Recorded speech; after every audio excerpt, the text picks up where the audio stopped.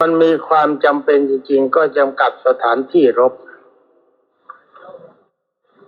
มันหมายความว่าสงครามใหญ่นะไม่มีใครเข้ามาในประเทศไทยพวกเดียวเขาตีกันเขาตีกันทางโน้นเขาไม่ตีมาทางนี้เขาอาจจะตีไปทางยุโรปตีไปทางอเมริกาเขาไม่ตีมาถึงประเทศไทยแต่ว่าประเทศไทยก็ต้องมีส่วนร่วมในความทุกข์ที่เกิดจากสงครามทีนี้ในเมื่อเขาไม่ตีเข้ามาถึงเราก็มีความอุดมสมบูรณ์แต่ตอนนี้ขอทิ้งท้ายไว้นิดนึงว่าตีเล็กมีนะตีใหญ่ได้ไม่มีแต่ตีเล็กก่อกวนสงครามก่อกวนจะมีเป็นของธรรมดา ทั้งนี้ก็ต้องเชื่อความสามารถของรัฐบาลและทหารตำรวจเราสามารถจะควบคุมความสงบสุขไว้ได้เหตุต่างๆจะเกิดขึ้นจะไม่พ้นวิสัยของรัฐบาลและเจ้าหน้าที่ทหารตำรวจจะสามารถปราบปรามได้ถ้าถามว่าเขาใช้รัศมีอาวุธเคมีใช้รังสีต่างๆก็ขอตอบว่าเป็นเรื่องเล็กๆพระพุทธศาสนาป้องกันได้แน่อันนี้ขอยืนยันจะเป็นนิวตอนนิวเคลียร์นิวอะไรก็ตามเถอะขอยืนยันว่าพุทธศาสนาป้องกันได้แน่แต่ว่าทั้งนี้ท่านหลายต้องไปหาจากพระที่เป็นนักปฏิบัติทางด้านจิตใจที่ท่านเข้าถึงฌานโลกีทรงตัวแล้วก็ทรงความเป็นปัญญาถ้าถามว่าเวลานี้จะหาที่ไหนก็ขอตอบว่าเวลานี้จะเพิ่งหา อาจจะมีที่ไหนบ้างก็ได้แต่ไม่มีใครเขาบอกกันถ้าถึงเวลานั้นจะปรากฏตนเองท่านจะแสดงออกมาเห็นความปลอดภัยว่าท่านสามารถจะป้องกันได้ถ้าท่านองค์ไหนจะเป็นพระก็ดีจะเป็นฆราวาสก็ดีไม่จะหมายความว่าพระเสมอไปฆราวาสที่มีความสามารถก็มีมาก ก็สามารถจะป้องกันได้บางครั้งจะทำได้ก็พึ่งท่านนั้นท่านต้องให้เป็นที่พึ่งแน่นอนเพราะทั้งนี้เพราะว่าถ้าหากว่าเราทั้งหลายตายกันหมดท่านก็ตายเหมือนกันท่านอดตายเพราะว่าท่านอาศัยพวกเรากินพวกเราหากินหาใช้เหลือแล้วก็ให้ท่านอย่างสมมติว่าถ้าพระบิณฑบาตแล้วก็ถวายพระถ้าชาวบ้านอดแต่บ้านตายหมดพระก็ตายเพราะไม่มีใครจะให้ข้อนี้ชั้นใดเวลานั้นก็ตามท่านที่ทรงอภิญญาจะเป็นพระก็ตามจะเป็นฆราวาสก็ตามไม่มีใครปกปิดความสามารถจะป้องกันรังสีต่างๆได้และป้องกันสรรพาวุธได้ตามกำลังถ้าบุคคลที่ต้องตายไปบ้างก็ต้องหมายถึงว่าบุคคลที่มีอายุถึงอายุไขบุคคลที่มีอายุถึงอายุไขนี่เราป้องกันไม่ได้มันมีความจำเป็นคนประเภทนี้จะรบก็ตายไม่รบก็ตายนอนเฉยๆก็ตายกินข้าวอยู่ก็ตายนอนหลับก็ตายคุยกันก็ตายเพราะถึงอายุไขเวลานั้นมันต้องตายก็รบความว่าประเทศไทยไม่ต้องหนักใจของบรรดาท่านพุทธบริษัททุกคนยอมรับนับถือความดีของพระพุทธเจ้าไว้ความดีที่พระเจ้าให้ไว้ก็มี4อย่างเอาทั้ง2-4จะให้เป็นการใบ้หวยเลยนะ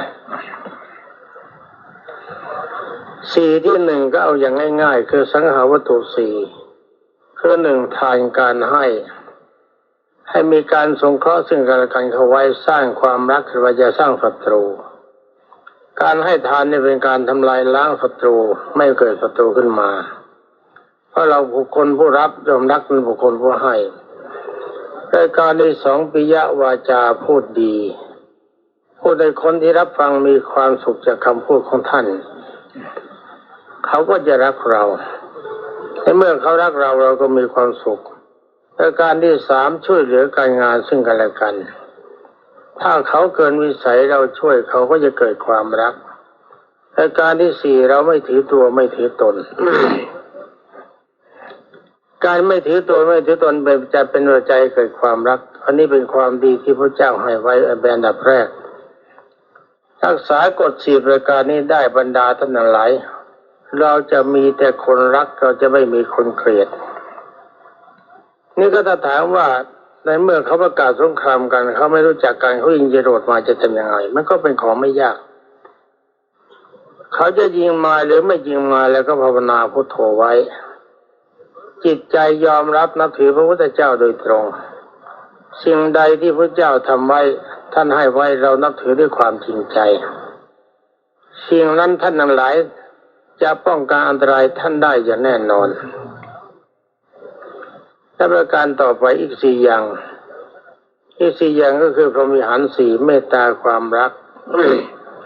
สร้างความรักทำจิตเกิดความรักทั้งคนและสัตว์ทั้งโลกถือว่าเราเป็นมิตรกันในการการที่ 2มีความสงสารคอยเกื้อกูลกันไว้เสมออย่าเห็นแก่ตัวในการที่ 3ยินดีเมื่อบุคคลอื่นได้ดีไม่อิจฉาริษยาใครประการที่ 5เมื่อบุคคลนั้นถึงอายุไขต้องตายเพราะอาวุธต้องตายตามกาลเวลาแล้วก็วางเฉยในเมื่อมีความดีอีก4ประการอย่างนี้แล้วบรรดาท่านพุทธบริษัททุกคนจะปลอดภัยอย่าลืมว่าสังหาวัตถุ4เป็นความดีเล็กน้อยความดีขั้นต้นพรหมวิหาร 4เป็นความดีสูงสุดคือเมตตาความรักกรุณาความสงสารมุตตามีจิตอ่อนโยนเห็นใครได้ดีพอยินดีด้วยอุเบกขาวางเฉยเมื่อเหตุร้ายเกิดขึ้นไม่สามารถจะยับยั้งได้ก็ทำใจวางเฉยไม่ดิ้นรน ยอมรับความเป็นจริงนี่แหละบรรดาท่านพุทธบริษัทชายหญิงเวลาเหลือประมาณ5 นาทีก็คุยกันไปคุยมาย้อนถึงสงครามโลกครั้งที่ 2อีกสักนิดหนึ่งว่าทำไมถ้าสงครามใหญ่เกิดขึ้นคนไทยจะมีความมั่นคงในพุทธศาสนามากขึ้นจะชี้ตัวอย่างเห็นสักอย่างหนึ่งเพราะสมัยนั้นผู้พูดอยู่ในกรุงเทพ ถ้าวันใดถ้าคืนใดถ้ามีปกติเครื่องบินไม่มาทิ้งระเบิดตอนสงครามโลกครั้งที่ 2ตอนเช้าไปบิณฑบาตเวลานั้นคนหนีระเบิดกันมาบ้านนอกกันมากมาต่างจังหวัดกันมากคนใส่บาตรมีน้อยพอกินแค่เช้าเพลไม่พอกินแต่ว่าบังเอิญคืนไหนถ้ามีเครื่องบินมาทิ้งมาโจมตีทิ้งระเบิดเวลาเช้าไปบิณฑบาตปรากฏว่ามีคนใส่บาตรมากเป็นพิเศษ ไปไม่ทันถึงครึ่งทางก็เต็มบาตรยามปกติไปจนสุดทางแล้วก็เดินทางกลับยังไม่ถึงครึ่งบาตรแต่คืนไหนมีเครื่องบินมาโจมตีคืนนั้นต้องเช้ามีคนทำบุญกันมากเห็นว่าคนที่มีความรู้สึกว่าชีวิตของเราใกล้ความตายไม่มีความประมาทคือเขาจะถือว่าเป็นการฉลองชีวิตที่เกิดใหม่จากการโจมตีของข้าศึกทิ้งทั้งระเบิดก็ทิ้งยิงกราดอะไรแล้วปืนกลก็ยิงแต่เขาก็ปลอดภัยจึงทำบุญกันใหญ่ ข้อนี้ฉันใดบรรดาแต่พุทธบริษัททั้งหลายในเมื่อสงครามใหญ่ไปเกิดขึ้นเป็นสงครามที่น่ากลัวอาวุธในสมัยสงครามโลกครั้งที่ 2ถือว่าเป็นอาวุธดีนั่นน่ะเป็นสมัยล้าสมัยไปแล้วเครื่องบินสมัยนั้นเป็นเครื่องบินที่ดีที่สุดเวลานี้เขาเลิกใช้แล้ว เครื่องบินสมัยใหม่เขาดีกว่าสมัยนั้นมากอาวุธที่ใช้ใหม่ดีกว่าอาวุธสมัยนั้นมากทีนี้ก็ไม่การสงครามเกิดขึ้นข่าวก็ย่อมถึงกัน